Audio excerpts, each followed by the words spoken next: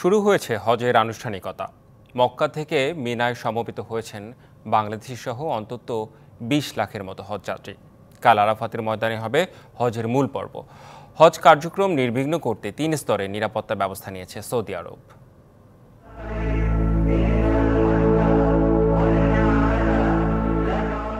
হজযাত্রীদের পদচারণায় মুখর মিনা।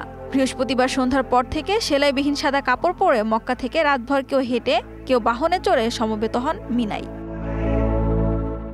শনিবার আরাফাতের ময়দানে হবে হজের মূল আনুষ্ঠানিকতা। এদিন ফজরের পর থেকে সেখানে জড়ো হবেন হজযাত্রীরা। লাব্বাইক আল্লাহুম্মা লাব্বাইক ধ্বনিতে মুখরিত হবে ঐতিহাসিক এই ময়দান। ইবাদত বন্দেগীর পাশাপাশি শুনবেন খুতবা, থাকবেন সূর্যাস্ত পর্যন্ত। এদিন সন্ধ্যার পর হজযাত্রীরা রওনা দেবেন মুজদালিফার উদ্দেশ্যে। নগদের কাছে সব গ্রাহকই প্রিয়, তাই তো সারা দেশে ক্যাশ আউট চার্জ সবচেয়ে কম। সেখানে রাত্রিযাপন ও পাথর সংগ্রহ করবেন। পরদিন রবিবার ফজরের নামাজ আদায় করে মুজদালিফা থেকে আবার ফিরবেন মিনায়। এরপর শয়তানকে পাথর নিক্ষেপ করে পশু কোরবানি দেবেন। পরে মাথা মুন্ডন করে ইহরাম ত্যাগ করবেন। এরপর মক্কায় ফিরে গিয়ে চূড়ান্তবার কাবা শরীফ তাওয়াফের মধ্য দিয়ে শেষ হবে হজ পালন।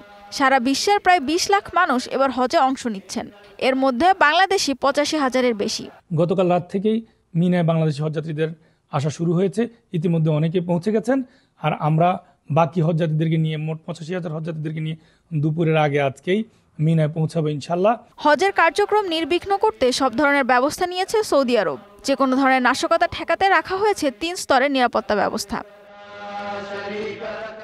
DBC news desk.